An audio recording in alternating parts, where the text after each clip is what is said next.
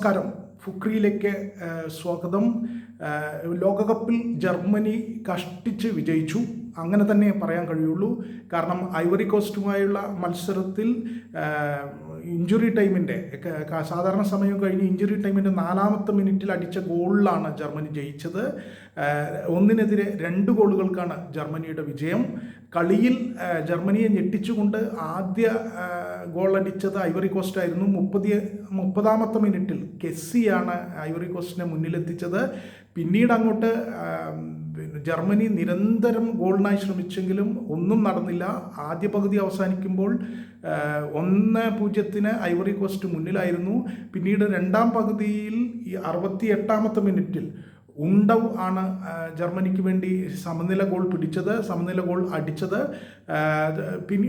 ആ സമനില ഗോളിന് ശേഷവും ജർമ്മനി നിരന്തരം പ്രസ് ചെയ്തുകൊണ്ടിരുന്നു, സമ്മർദ്ദം ചെലുത്തിക്കൊണ്ടിരുന്നു വിജയ ഗോളിനായി. സാധാരണ സമയം 90 മിനിറ്റ് ആയപ്പോഴും 1-1 എന്ന സമനിലയിലായിരുന്നു.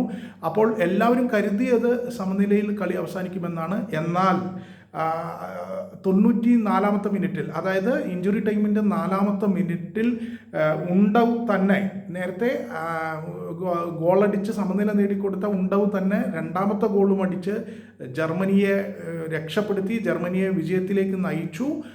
അങ്ങനെ 1-നെതിരെ 2 ഗോളുകൾക്ക് ഐവറി കോസ്റ്റിനെ തോൽപ്പിച്ച ജർമ്മനി ഇപ്പോൾ ജർമ്മനിക്ക് 2 മത്സരങ്ങളിൽ ജയങ്ങളായി. ആദ്യ മത്സരത്തിൽ ക്യുറാസാവോയെ 1-നെതിരെ 7 ഗോളിന് ജർമ്മനി തോൽപ്പിച്ചിരുന്നു.